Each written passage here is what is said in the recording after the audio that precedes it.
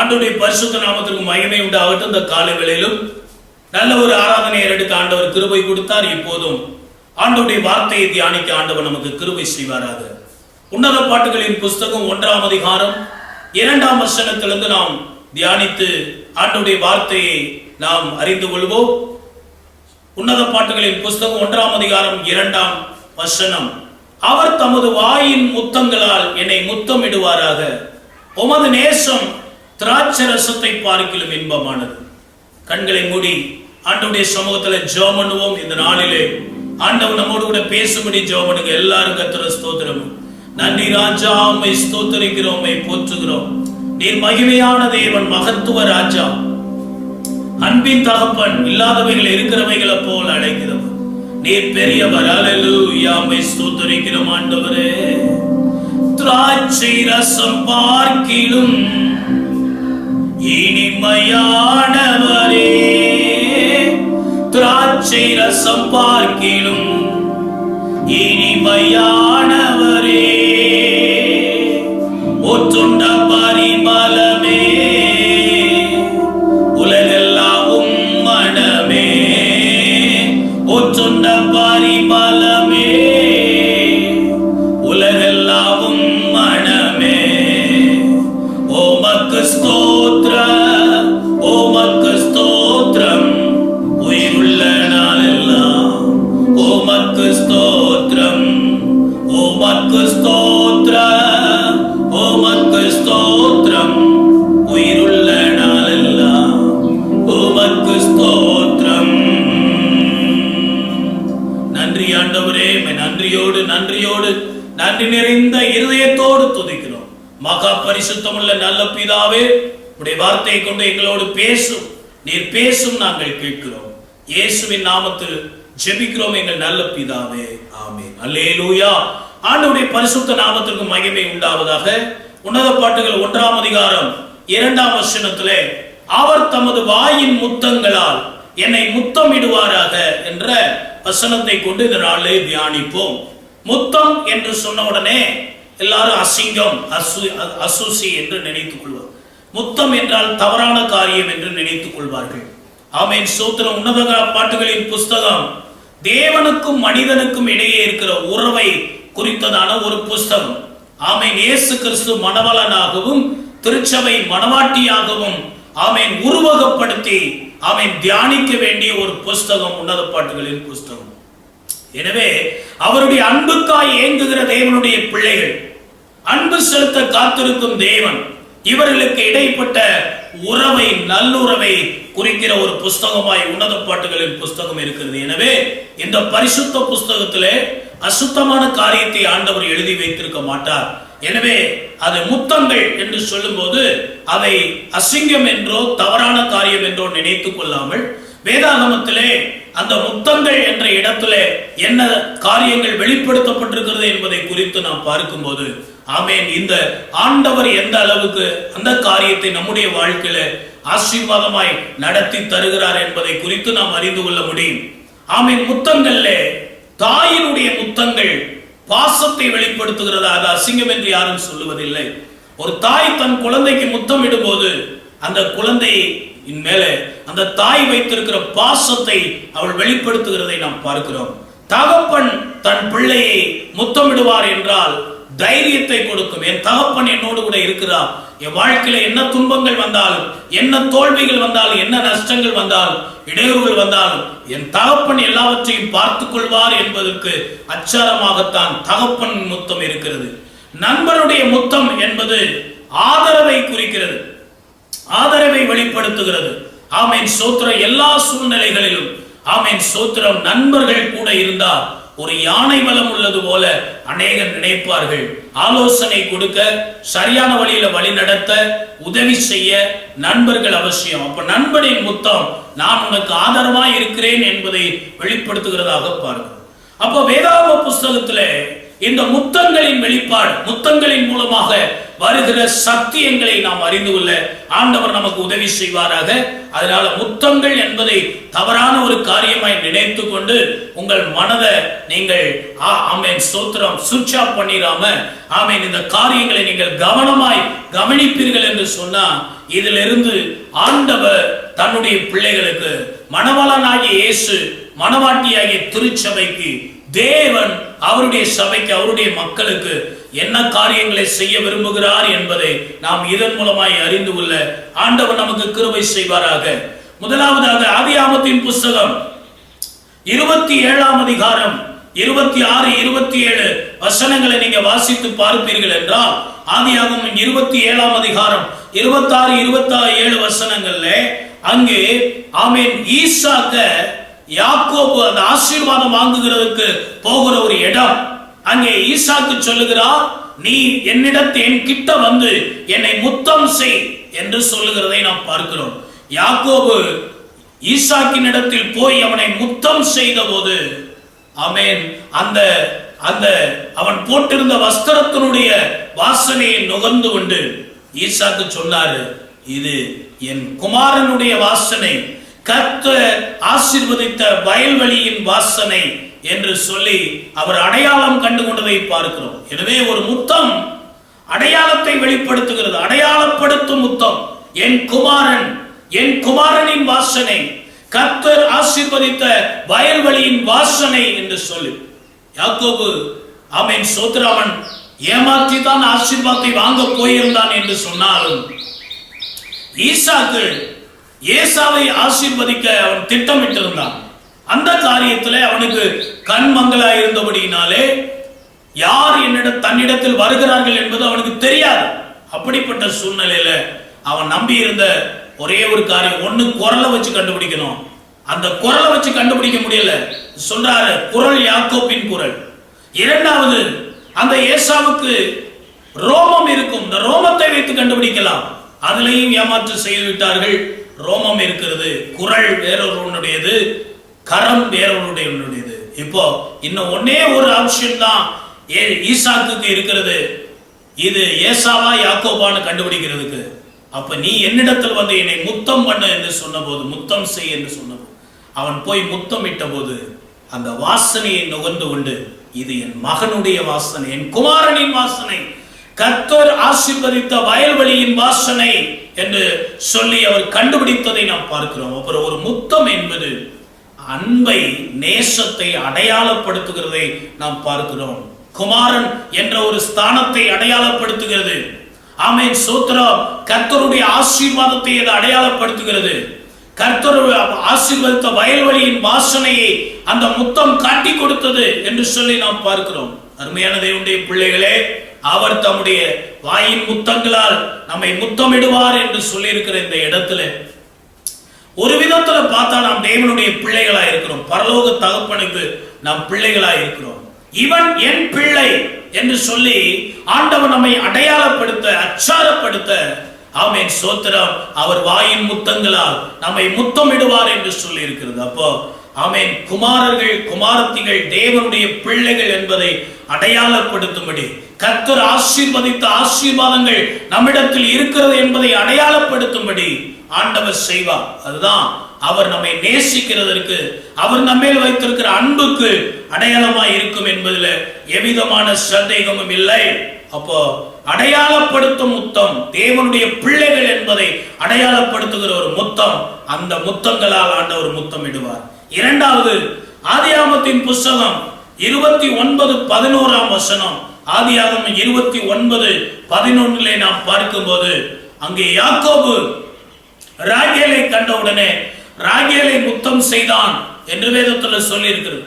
இப்ப யாக்கோபு கடந்து போன பாதையை நீங்க பாத்தீங்கன்னா தகப்பனுடைய அன்பை இழந்து, தாயினுடைய அன்பை இழந்து, தன் சகோதரனுடைய அன்பை இழந்து, உற்றார் உறவினுடைய அன்பை இழந்து தனிமையின் பாதையிலே அவன் நடந்து போய் கொண்டிருக்கிற ஒரு நேரத்திலே சூரியன் அஸ்தமனமாயிற்று.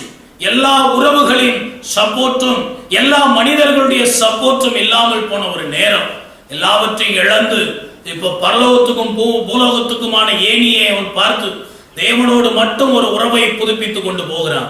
தேவனுக்கும் எனக்கும் நல் உறவு இருக்கிறது இப்பொழுது. ஆனால் மனித உறவுகள் என்று சொல்லிக்கொள்ள எனக்கு யாரும் இல்லை என்ற ஒரு நிலைமையில நாம் பாட்டு பாடுறோம்ல, சொந்தம் என்று சொல்லிக்கொள்ள உம்மை விட யாரும் இல்லை, சொத்து என்று அள்ளிக்கொள்ள உம்மை விட வேறு யாரும் இல்லைன்னு நம்ம பாடுற மாதிரி. ஆமென், சோத்திரம். யாக்கோபுக்கு சொந்தம் என்று சொல்லிக்கொள்ள அந்த இடத்தில் யாரும் இல்லை. அதான் சொல்றான், யாப்போக்கு ஆற்றை நான் கணக்கும் போது கோலும் கையுமா போனேன், எதுவுமே இல்லை எனக்கு. ஆனா இப்ப 2 பரிவாரங்கள். அப்போ அதுக்கு அச்சாரமாகத்தான் முதலாவது அவன் யாருமே எனக்கு உதவி இல்லை அப்படின்னு நினைக்கிற நேரத்தில் நீங்கள் வெளி மாநிலங்களுக்கு போகும்போது அல்லது வெளி மாவட்டங்களுக்கு போகும்போது அல்லது மொழி தெரியாத ஒரு இடத்துக்கு போகும்போது நீங்கள் பேசுகிற மொழி பேசுகிற ஒரு ஆளை சந்தித்தால் எப்படி இருக்கும்? நாங்கள் ஒரு முறை பஞ்சாப் மாநிலத்துக்கு நாங்கள் போயிருந்த போது அங்கே அந்த பார்டர்ல கொடியேற்றுகிற இறக்குகிற நிகழ்ச்சியை பார்க்கறதுக்கு போயிருந்தோம். அங்கே போய் நாங்கள் எல்லாவற்றையும் பார்த்துவிட்டு திரும்பும் போது நாங்கள் தமிழ் பேசிக் கொண்டதை பார்த்துவிட்டு ஒரு குடும்பம் எங்களிடத்தில் வந்து, நீங்க தமிழ்நாட்டுக்காரங்களா? நாங்களும் தமிழ்நாட்டுக்காரங்க என்று சொன்னார். அப்போ ஹிந்தி பேசுகிற மக்கள் எல்லாம் அங்கே இந்த சத்தத்தை கேட்டுக் கொண்டிருக்கும் போது ஒரு தமிழ் பேசுகிற மனிதனுடைய சத்தத்தை கேட்கும் போது எவ்வளவு சந்தோஷமா இருக்கு.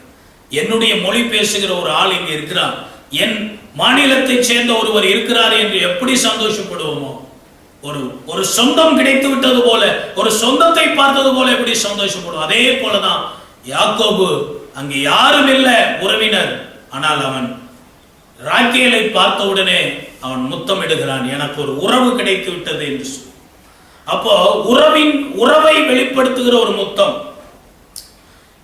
29ஆம் அதிகாரம் 13ஆம் வசனத்திலே லாபான் யாக்கோபை முத்தமிட்டு அவன் தன்னுடைய சகோதரியின் மகன் என்பதை அறிந்து சந்தோஷமாய் வீட்டுக்கு அழைத்து கொண்டு போனான். 31ஆம் அதிகாரத்திலே 28ஆம் வசனம் 55ஆம் வசனத்தை நீங்க பார்க்கும்போது, என்னுடைய குமாரத்திகளையும் பிள்ளைகளையும் நான் முத்தமிடுகிறதற்கு நீ வழி இல்லாமல் பண்ணினது என்ன என்று சொல்லி 55ஆம் வசனத்துல தன் குமாரத்திகளையும் பிள்ளைகளையும் முத்தமிட்டு அனுப்பி வைத்தான். இது எல்லாம் உறவை குறிக்கிற முத்தங்கள். முதல்ல தகப்பன் பிள்ளை என்கிற ஸ்தானம், ஆண்டவருடைய பிள்ளைகள் நாம் என்பதை அடையாளப்படுத்துகிற முத்தம்.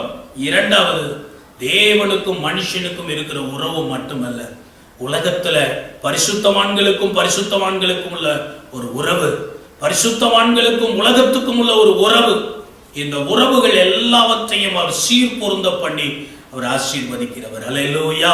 யாக்கோபு உறவை இழந்து போயிருந்தான், அந்த உறவை மீண்டும் ஆண்டவர் புதுப்பித்து கொடுத்து, சில சொந்தங்களை ஆண்டவர் கொடுத்து, 2 பரிவாரங்களை கொடுத்து அவனை திருப்திப்படுத்தினது போல இதை கேட்டுக்கொண்டிருக்கிற நீங்கள் உலக பிரகாரமான சில சொந்தங்களை நீங்க இழந்து போயிருக்கலாம், உறவுகளை இழந்திருக்கலாம், நண்பர்களை நீங்க இழந்திருக்கலாம்.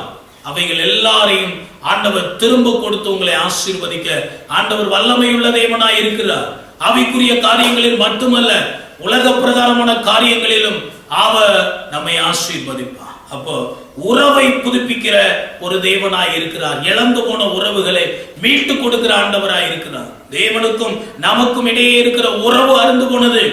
ஆதியாகமத்திலே பார்க்கிறோம், ஆதாமுக்கும் ஏவாளுக்கும் தேவனுக்கு இருந்த உறவு அற்று போனது. ஆமென். மனிதன் பாவம் செய்த போது தேவனுக்கும் மனிதனுக்கும் இருந்த உறவு அற்று போனது. இயேசு கிறிஸ்து கல்வாரி சிலுவையில மரித்ததின் மூலமாக அந்த உறவை புதுப்பித்து கொடுத்தார். இருதரத்தாரையும் ஒன்றாக்கி கொடுத்தார். அல்லேலூயா. பகையாகி நடுச்சுவரை தகர்த்து போட்டார். இந்த காரியங்களை ஆண்டவர் செய்ய. அப்போ அருந்து போன உறவை, உடைந்து போன உறவை, இழந்து போன உறவை அவர் புதுப்பி, தேவனுக்கும் நமக்கும் மட்டுமல்ல மனிதனுக்கும் இருக்கிற உறவையும் கர்த்தர் புதுப்பித்து கொடுக்கிறவராய் இருக்கிறார். அப்ப இழந்ததை மீண்டும் கண்ட ஒரு சந்தோஷம் யாக்கோபுக்கு உண்டானது போல உங்க வாழ்க்கையிலும் இழந்து போனவற்றை மீண்டும் காணும்போது ஒரு பெரிய சந்தோஷத்தை அனுபவிக்க ஆண்டவர் உங்களுக்கு உதவி செய்வார். அப்போ உறவை வெளிப்படுத்தும் முத்தம். மூன்றாவதாக ஆதியாகம புஸ்தகம் 33ஆம் அதிகாரம் 4ஆம் வசனம், ஆதியாகமம் 33:4 நீங்க பார்க்கும்போது, ஏசா யாக்கோபை கண்டபோது அவனை கட்டி கொண்டு முத்தமிட்டான் என்று சொல்லி, முத்தமிட்டு அழுதான் என்று சொல்லி வேதத்திலே நாம் வாசிக்கிறோம். யாக்கோபுக்கும் ஏசாவுக்கும் இடையே ஒரு பெரிய மனக்கசப்பு இருந்தது, பகை இருந்தது. ஆமென். அப்ப இந்த முத்தம் அந்த பகை மறந்து போய்விட்டது, கசப்பு ஓய்ந்து போய்விட்டது என்பதை அடையாளப்படுத்துகிற ஒரு முத்தம். ஆமென். ஸ்தோத்திரம். ஏசாவுக்கும் யாக்கோபுக்கும் இடையே இருந்த அந்த உறவின் முறிவு, அந்த சண்டை, மனக்கசப்பு, பிரிவினைகள், இவைகள் நீங்கினதாக அங்கே நாம் பார்க்கிறோம். மீண்டும் ஒரு ஒப்புரவு உண்டானது. இவன் என்றைக்காவது என் தகப்பன் மரிக்கும் போது இவனை நான் கொன்று போடுவேன் என்று திட்டமிட்டிருந்த ஏசா இன்னைக்கு யாக்கோப்பின் கழுத்தை கட்டி கொண்டு அழுது முத்தமிட்டான் என்று சொல்லிப்பார். அப்போ ஒப்புரவாக்குதலின் அடையாளமாக அந்த முத்தம் இருக்கிறது. ஆமென். ஸ்தோத்திரம். ஆதியாகமம் 45:15 நீங்க பார்க்கும்போது யோசேப்புக்கு அவனுடைய சகோதரர்கள் பல தீமை செய்தார்கள். அவனை குழியிலே போட்டு விட்டார்கள். அவனை இஸ்மவேலரிடத்தில் விட்டு போட்டு விட்டார்கள். அவ்வளவு தீமை செய்த தன்னுடைய சகோதரர்களை கண்டபோது அவன் அணைத்து கொண்டு முத்தமிட்டு அழுதான் என்று சொல்லி பார்க்கிறோம். 48:10 அதே காரியம் அதே ஆகமத்தில்.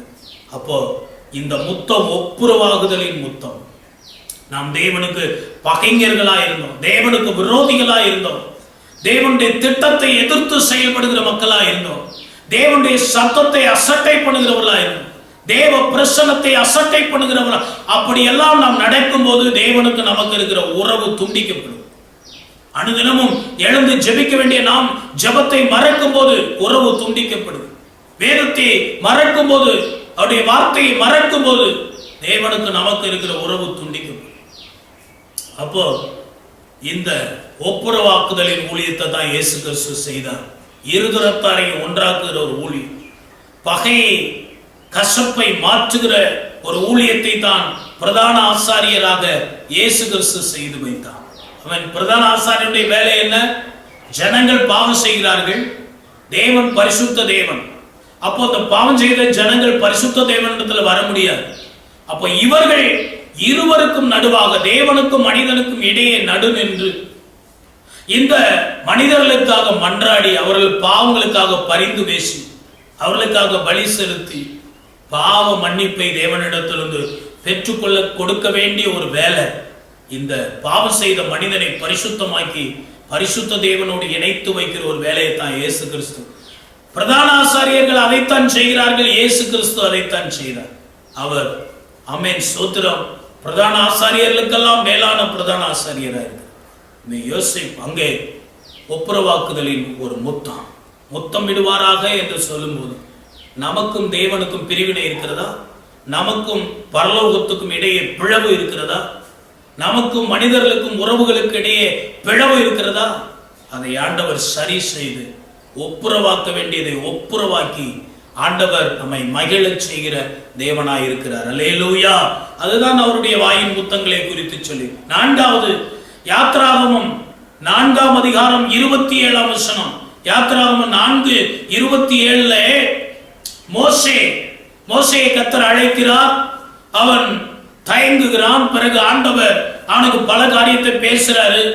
கடைசியா எனக்கு பேச வராது அப்படிங்கிற ஒரு ரீசனை மோசே சொல்லும் போது, சரி உன் சகோதரனாகி ஆரோன் நன்றாய் பேசுவானே, அவனை உனக்கு துணைக்கு நான் அனுப்புகிறேன், நீ போய் அவனை சந்தி, அவனோடு கூட சேர்ந்து கொண்டு நீ எகிப்துக்கு போன்னு சொல்லிட்டார். இப்போ இவனுக்கு ஒரு அழைப்பு கொடுக்கப்பட்டிருக்கிறது. எகிப்து தேசத்துக்கு போய் துன்பப்படுகிற இஸ்ரவேல் ஜனங்களை மீட்டு கொண்டு வந்து கானானிலே சேர்க்கணும்.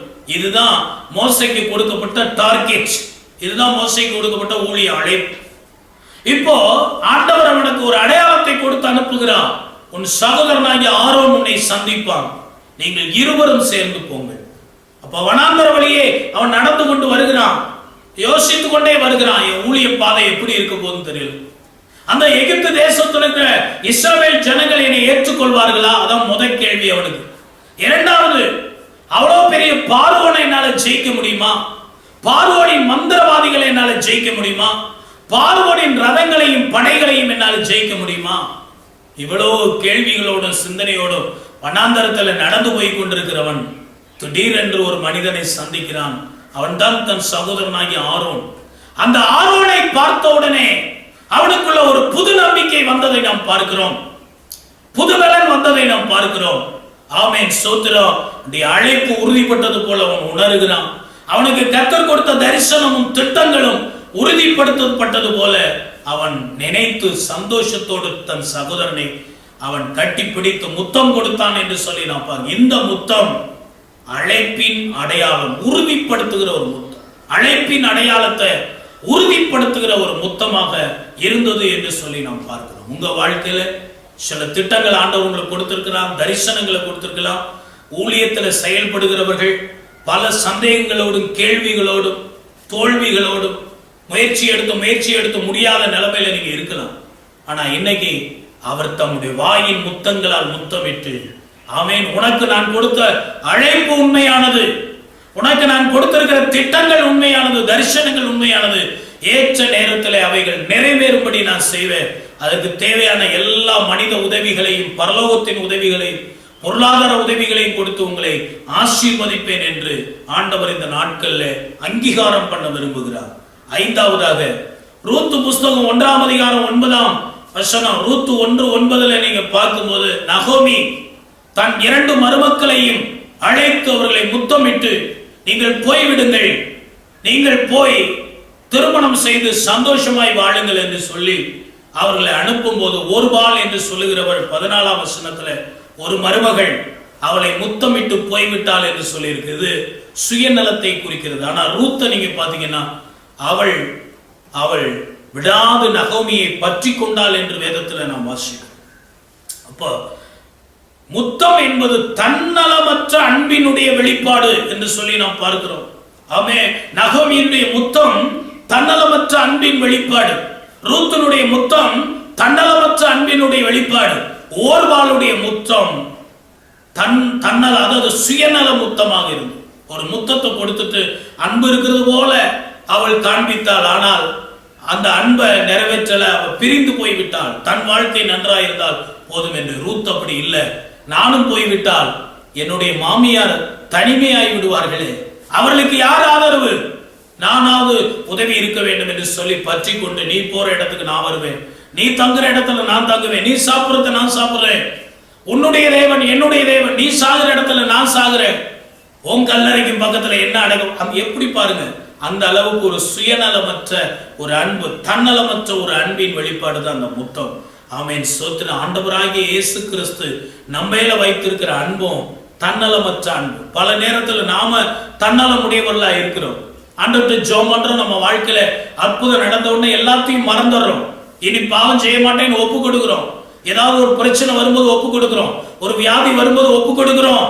ஆண்டவரே இனி பாவம் செய்ய மாட்டேன், ஒரு விஷயம் என்னை மன்னியும், என்னை மரணத்துக்கு ஒப்பு கூடாது, சாத்தானுக்கு என்னை ஒப்பு கூடாது, தீமைக்கு என்னை ஒப்பு கூடாது என்று ஜெபம் பண்ணுகிறோம். அந்த பிரச்சனையை கர்த்தர் மாற்றும் போது எல்லாவற்றையும் மறந்துவிட்டு துணிகரமாய் மீண்டும் பாவம் செய்ய ஆரம்பிக்கும். ஆமென். ஆனால் ஆண்டவர் நம்மையில வைத்திருக்கிற அன்பு ஒரு தன்னலமற்ற அன்பு. நீங்கள் எதையாவது ஆண்டவருக்கு தருவீர்கள் என்பதற்காக அல்ல, நீங்கள் எதையாவது ஆண்டவருக்கு செய்வீர்கள் என்பதற்காக அல்ல, எதையும் எதிர்பார்க்காத ஒரு அன்பு தான் இயேசு கிறிஸ்துவின் அன்பு. அப்படிப்பட்ட அன்பின் வெளிப்பாடு தான் அவருடைய வாயின் முத்தங்களால் நம்மை முத்தமிடுகிற ஒரு காரியம். 6வது காரியம் பாருங்க, 1 சாமுவேல் 10ஆம் அதிகாரம் 1ஆம் வசனம். 1 சாமுவேல் 10ஆம் அதிகாரம் 1ஆம் வசனத்துல நீங்க பார்க்கும்போது, சாமுவேல் இஸ்ரவேலின் முதல் ராஜாவாக சவுலை அபிஷேகம் பண்ணி, தைல குப்பியிலிருந்து தைலத்தை ஊற்றி அபிஷேகம் பண்ணி அதன் பிறகு அவனை முத்தம் செய்தான் என்று வேதத்தில் நாம் வாசிக்கிறோம். இது எதை குறிக்கிறதுனா அங்கீகாரத்தின் அடையாளம். இவனை ராஜாவாக கர்த்தர் தெரிந்து கொண்டிருக்கிறார். தெரிந்தெடுப்பின் அங்கீகாரம். தெரிந்தெடுத்த மனிதனுக்கு ஒரு அங்கீகாரம், ஒரு முத்திரை போடுகிறது போல அவன் மேல் ஊற்றப்பட்ட அபிஷேக தைலமும், ஆமென், சோத்திர, அவனை அபிஷேகம் பண்ணின சாமுவேலுடைய முத்தமும் அவனுக்கு ஒரு அங்கீகாரமாய் காணப்பட்டது என்று சொல்லி நாம் பார்க்கிறோம். அருமையான தேவனுடைய பிள்ளைகளே, கர்த்தர் உங்களை சில பொறுப்புகளுக்காக முன்குறித்து இருக்கிறார். முதல்ல உங்க குடும்பத்துல நீங்கள் சில காரியங்களை செய்யணும். உங்களை கொண்டுதான் ஆண்டவர் செய்ய போறார். நீங்க இருக்கிற ஊர்ல உங்களை கொண்டு சில காரியத்தை செய்வார். என்ன கொண்டு? நான் படிப்பறிவு இல்லாத ஆளு, நான் ஒரு கிராமத்து ஆளு, நான் வசதி இல்லாத ஆளு, எனக்கு அழகும் இல்லை, அந்தஸ்தும் இல்லை, ஒண்ணு இல்லை, என்ன வச்சு ஆண்டவர் என்னத்தை சாதிக்க முடியும் நீங்க நினைக்கலாம். 2 கையும் 2 காலும் நீக்கு என்ற அந்த மனிதரை குறித்து நாம் பார்க்கிறோம். பல காரியங்களை அவர் செய்கிறார். இதை போல இன்றைக்கு அநேகர் மாற்றுத்திறனாளிகளாக இருக்கிறவர்கள் 2 கண்ணும் தெரியாதவர்களாக இருப்பார்கள், காது கேட்காதவர்களாக இருப்பார்கள், கைகால் இல்லாதவர்களாக இருப்பார்கள். ஆனாலும் அவரவர்களை கொண்டு ஆண்டவர் செய்ய வேண்டிய காரியங்களை செய்து கொண்டுதான் இருக்கிறார்.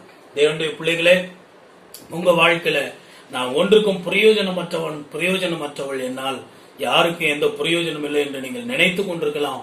ஆனால் ஆண்டவர் உங்களை குறித்து ஒரு திட்டம் வைத்திருக்கிறார். அவர் வைத்திருக்கிற திட்டம் நிச்சயமாகவே நிறைவேறும் என்பதுல எவ்விதமான சந்தேகமும் இல்லை. அப்போ சவுலை நீங்க பார்க்கும்போது அவன் சரீர பிரகாரமாய் இஸ்ரவேல் ஜனங்கள் எல்லாருக்கும் உயர்த்தியானவனாகவும் உயரமானவனாக இருந்தான். ஆனால் அவனை ராஜாவாக அபிஷேகம் பண்ணப்பட்ட போது அவன் பயந்து போய் தைரியம் இல்லாதவனா இருந்தான். பயந்து போய் யுத்த தடவாடங்கள் இருக்கிற இடத்துல ஒளிந்து கொள்ளுகிற ஒரு மனுஷனாகத்தான் இருந்தான். ஆனா இங்கே சவுல் அவனை அபிஷேகம் பண்ணி அவனுக்கு கொடுத்த முத்தமானது, உன்னை குறித்து தேவனுக்கு ஒரு திட்டம் இருக்கிறது. நீ கழுதையை கூட கண்டுபிடிக்க முடியாத, கழுதையை கண்டுபிடிக்க கூட லாயக்கில்லாத ஒரு நிலைமையில தான் சவுல் இருந்தான்.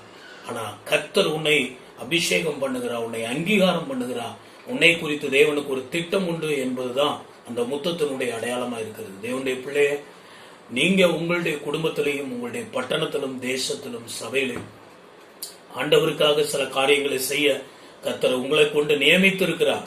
அதற்கு ஒரு அங்கீகாரமாக அவர் வாயில் முத்தங்களால் உங்களை முத்தமிடுவார்.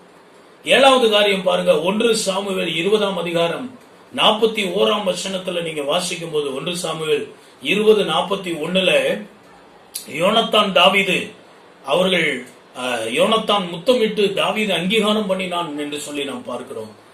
அப்ப இது எதை குறிக்கிறது சொன்னா, தாவீதை கொலை செய்யும்படி சவுல் முயற்சி செய்தான் என்று சொல்லி நாம் பார்க்கிறோம். தாவீது ஒன்றும் பெரிய காரியங்களை ஒன்றும் செய்யவில்லை. அவன் கோலியாத்தை பார்த்து முழு இஸ்ரேல் மக்களும் ராஜாக்களும் நடுங்கி கொண்டிருந்த நேரத்தில் சவுல் தாவீது போய் கர்த்தருடைய பலத்தினாலே கோலியாத் மாவீரனை கொன்றுவிட்டு வருகிறான். அங்கே ஆடல் பாடல் நடக்கிறது. அதுல சவுல் கொன்றது 1000, தாவீது கொன்றது 10000 என்று சொன்ன உடனே அன்று முதல் தாவீது காய்மக்காரமாய் பார்த்தான் என்று சொல்லி தாவீதை கொலை செய்ய முயற்சி செய்தான். அப்பொழுது யோனத்தான் தாவீதுக்கு ஆதரமாய் இருந்ததை நாம் பார்க்கிறோம். அந்த அம்பு எய்து, நீ ராஜா உன்மேல் கோபமா இருக்கிறார், நீ அப்பாலை போய்விடு என்று சொல்லி அவனை உற்சாகப்படுத்தி, நான் உன்னோடு கூட இருக்கிறேன் என்று சொல்லி அவன் தைரியப்படுத்தி அனுப்பினான் என்று சொல்லி நாம் பார்க்கிறோம். அப்போ யோனத்தான் தாவீதுக்குள்ள ஏற்பட்ட இந்த முத்தத்தின் அடையாளம் ஆதரவின் அடையாளமா இருக்கு. என் தகப்பன் உனக்கு விரோதமா இருந்தாலும், யார் உனக்கு எதிராக இருந்தாலும் நான் உனக்கு ஆதரவா இருப்பேன், என் சிங்காசனத்தை உனக்கு கொடுப்பேன் என்று சொல்லி யோனத்தான் நல்ல நண்பனாக தாவீதுக்கு ஆதரவா இருந்தான் என்று சொல்லி நாம் பார்க்கிறோம். ஆண்டவராகிய இயேசு கிறிஸ்து நமக்கு ஒரு நல்ல நண்பராய் இருக்கிறார். யோவான் புஸ்தகத்திலே சொல்லி இருக்கிறது, நான் உங்களை சிநேகிதர் என்று சொல்லுவேன் என்று சொல்லுகிறார். சீசன் என்று சொல்லாமல் உங்களை சிநேகிதர், நண்பர். ஆபிரகாமுக்கு ஆண்டவர் நண்பராய் இருந்தார். அதே போல அந்த நட்பை வெளிப்படுத்தும்படியாக ஆண்டவர் அந்த காரியங்களை செய்கிறார். தாவீதுக்கு எப்படி யோனத்தான் நட்பை வெளிப்படுத்தி ஆதரவாய் இருந்தானோ, அதே போல நம்முடைய தேவனும் அவருடைய அன்பை நட்பை நமக்கு வெளிப்படுத்தி நமக்கு ஒரு நல்ல நண்பனாய் இருந்து அவருடைய வாயின் முத்தங்களால் அதை அடையாளப்படுத்த விரும்புகிறார். 8வது காரியத்தை நீங்க பாத்தீங்கன்னா 1 ராஜாக்கள் 19ஆம் அதிகாரம் 18ஆம் வசனம், 1 ராஜாக்கள் 19:18 பாகாலை முத்தம் செய்யாத வாய்களை உடைய 7000 பேரை நான் மீதியாய் வைத்திருக்கிறேன் என்று ஆண்டவர் சொல்லுகிறத நாம் பார்க்கிறோம். இந்த பாகாலை முத்தம் செய்யாத வாய்கள் என்பது எதை குறிக்கிறது என்றால் பக்தியின் வெளிப்பாட்டை குறிக்கிறது. கர்த்தரை மட்டும் ஆராதிக்க வேண்டியவர்கள், கர்த்தரை மட்டும் துதிக்க வேண்டியவர்கள், கர்த்தரை மட்டும் கனப்படுத்த வேண்டியவர்கள் பாகாலை முத்தம் செய்ய மாட்டார்கள். சாத்ராக் மேஷாக் ஆபேத்நேகோ எப்படி எல்லாரும் கீழே விழுந்து பணிந்து கொண்ட போது அவர்கள் பணிந்து கொள்ளாமல் இருந்தார்களோ, ஆமென் ஸ்தோத்திரம், இயேசு கிறிஸ்துவின் சோதனை நாட்கள்ல பிதா ஒருவருக்கு மட்டுமே ஆராதனை செய்வேன் என்று எப்படி அவர் தன்னுடைய பக்தியை வெளிப்படுத்தினாரோ, அதே போல ஆண்டவர் மேல நாம் வைத்திருக்கிற பக்தியை நாம் வெளிப்படுத்த வேண்டிய பிள்ளைகளாக இருக்கிறோம். அப்ப பாகாலை முத்தம் செய்யாத வாய்கள் என்று சொல்லுவது ஆண்டவர் மேல வைத்திருக்கிற பக்தி, ஆண்டவர் மேல வச்சிருக்கிற மரியாதை, அதை வெளிப்படுத்துகிறதுக்கு அடையாளமாய் இருக்கிறதை நாம் பார்க்கிறோம். 9வது காரியம் 1 ராஜாக்கள் 19ஆம் அதிகாரம் 20ஆம் வசனம், 1 ராஜாக்கள் 19:20 எலியா எலிசாவை போய் சந்தித்து அவன் மேல் சால்வையை போட்ட போது எலியாவுக்கும் பிறகு ஊழியர் செய்யக்கூடிய அழைப்பை பெற்றுக்கொண்டான். உடனடியாக எலிசா சொல்லுகிறான், நான் முதலாவது போய் என் தகப்பனையும் தாயை முத்தம் செய்துவிட்டு திரும்பி வந்து உன்னை பின்பற்றுகிறேன் என்று சொல்லுகிறத நம்ம பார்க்கிறோம். இது எதுக்கு அடையாளமா இருக்குதுன்னா கீழ்ப்படிதலுக்கு அடையாளமா இருக்கிறதை நாம் பார்க்கிறோம். அப்போ ஆண்டவர் நம்மை குறித்து சில காரியங்களை திட்டம் வைத்திருக்கும் போது நம்மை கொண்டு செய்வேன் பர்பஸ் ஆஃப் தி லைஃப், நம்முடைய வாழ்க்கையினுடைய நோக்கத்தை கர்த்தர் வெளிப்படுத்தும் போது என் விருப்பப்படிதான் நான் வாழ்வேன் என்று இல்லாதபடி கர்த்தர் என் வாழ்க்கையில என்ன சித்தம் வைத்திருக்காரோ, நோக்கம் வைத்திருக்கிறாரோ அதற்கு நான் கீழ்ப்படிவேன் என்று சொல்லி ஆண்டவருடைய அழைப்புக்கு கீழ்ப்படுகிறது தான் அந்த முத்தத்தினுடைய அடையாளமாய் இருக்கிறத நம்ம பார்க்கிறோம். அப்ப கீழ்ப்படிதலின் அடையாளம் லூக்கா 7ஆம் அதிகாரம் 38ஆம் வசனத்துல நீங்க பார்க்கும்போது கனப்படுத்துதலின் அடையாளத்தை அங்கேயும் நம்ம பார்க்கிறோம். அந்த மகதலேனா மரியாள் அவள் வந்து இயேசுவின் பாதங்களை கண்ணீரால் நனைத்து தலைமயிரால் துடைத்து அவருடைய பாதங்களை ஓயாமல் முத்தம் செய்தாலாம். அப்போ ஆண்டவர் மேல வச்சிருக்கிற அன்பு, ஆண்டவர் சொல்றாரு, இவள் என்னை அதிகமாய் அன்பு கூர்ந்தாள் அப்படின்னு சொல்லி. அதே நேரத்துல நீங்க 45ஆம் வசனத்தை பார்க்கும்போது சீமோன் என்பவன் அவரை விருந்துக்கு அழைத்திருந்த போதும் அவருக்கு தண்ணீர் கொடுக்கவில்லை, அவரை முத்தம் செய்யவில்லை, எண்ணெய் கொடுக்கவில்லை. ஆனால் இவள் தன்னுடைய அன்பை வெளிப்படுத்தினார். அப்ப ஆண்டவர் மேல நம்ம வச்சிருக்கிற அன்பை வெளிப்படுத்துறது தான் அந்த மகதலேனா மரியாளுடைய முத்தம். இயேசு கிறிஸ்துவின் மேல் வைத்திருந்த அன்பை அவள் வெளிப்படுத்தினாள் என்று சொல்லி நாம் பார்க்கிறோம். அப்ப ஆண்டவரை மேல் அன்பு செலுத்தணும், அவரை கனப்படுத்தணும், அவருக்கு மட்டுமே நாம் ஆராதனை செலுத்துகிற பிள்ளைகளாக இருக்கணும். லூக்கா 15ஆம் அதிகாரம் 20ஆம் வசனத்துல நீங்க பார்க்கும்போது, லூக்கா 15ஆம் அதிகாரம் 20ஆம் வசனம், இந்த இளைய குமாரன் தகப்பனை விட்டு பிரிந்து போய் துன்மார்க்கமாய் ஜீவனம் பண்ணி ஆஸ்தியெல்லாம் இழந்து விட்டு அவன் புத்தி தெளிந்து திரும்பி வரும்போது அவன் நம்மை ஏற்றுக்கொள்வார்களோ ஏற்றுக்கொள்ள மாட்டார்களோ என்ற சிந்தனையோடு வருகிறான். ஆனால் அங்கே தேவனுடைய சுபாவம் அந்த தகப்பனுக்கு காணப்படுகிறத பார்க்கிறோம். அவனை கண்ட உடனே மனதுருகி அவனுக்கு ஓடி போய் முத்தமிட்டு அவனை ஏற்றுக்கொண்டான். அப்போ இந்த முத்தம் என்பது ஏற்றுக்கொள்ளுதலின் அடையாளமா இருக்குது. சில நேரத்துல 2 விதமான கூட்ட மக்கள் இருக்கிறாங்க. ஒரு விதமான கூட்ட மக்கள் பாவம் செய்துவிட்டு மன்னிப்பை பெற்றுவிட்டேன் என்று மீண்டும் மீண்டும் பாவம் செய்து துணிகரமாய் செய்து கொண்டிருப்பார்கள்.